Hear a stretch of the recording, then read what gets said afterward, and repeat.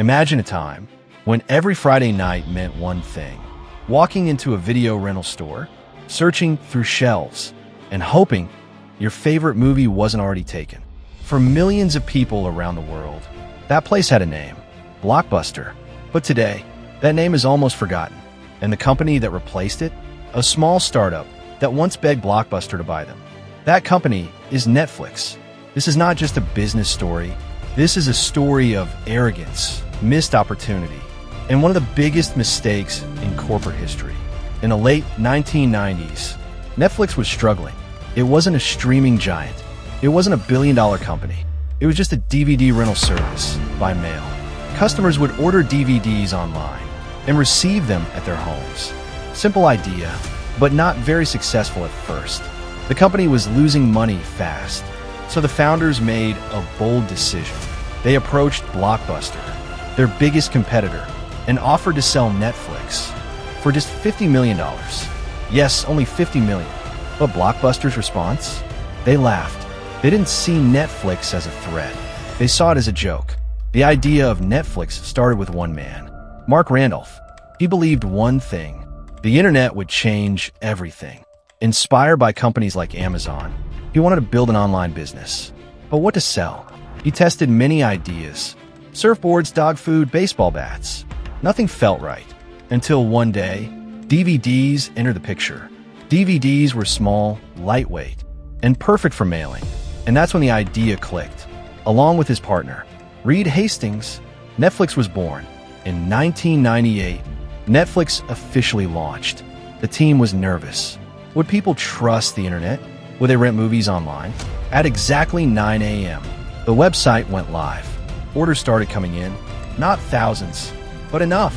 Enough to prove the idea could work. But there was a problem. Customers didn't like late fees, and they didn't like deadlines. And Netflix noticed this. Then came the moment that changed everything. Netflix removed late fees.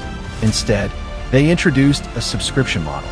Pay one monthly fee and rent as many DVDs as you want. No deadlines, no pressure.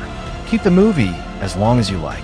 This was revolutionary because Blockbuster made hundreds of millions of dollars from late fees alone. And that's where the difference began. Netflix focused on customer happiness. Blockbuster focused on profit from penalties. Blockbuster had everything: thousands of stores, millions of customers, global dominance. But they had one weakness. They didn't adapt. They ignored the internet. They ignored change. Even when Netflix offered to sell, they said no. Later, Blockbuster tried to copy Netflix. They launched their own online service. But it was too late. Why? Because companies don't fail overnight. They fail slowly, through small decisions, ignored warnings, and arrogance. Netflix kept improving. Better website, better recommendations, better experience. And then, they made their biggest move. They shifted to streaming. No they with this. No waiting. Just click and watch. This changed everything. People no longer needed stores. They didn't need to drive or wait in line. Everything was available instantly. While Netflix was evolving, Blockbuster was struggling. Debt increased. Customers left. Stores started closing, one by one, until finally, Blockbuster filed for bankruptcy. A company once worth billions was gone. Today, Netflix is worth over $200 billion. It produces its own content, wins global awards, and reaches millions of homes worldwide. From a rejected idea to a global empire, this story is not just about Netflix. It's about decisions. It's about vision. And it's about what happens when you ignore change. Blockbuster had the chance to own Netflix. They had the chance to lead the future, but they chose comfort over innovation. And that choice cost them everything. In business, the biggest risk is thinking you're too big to fail.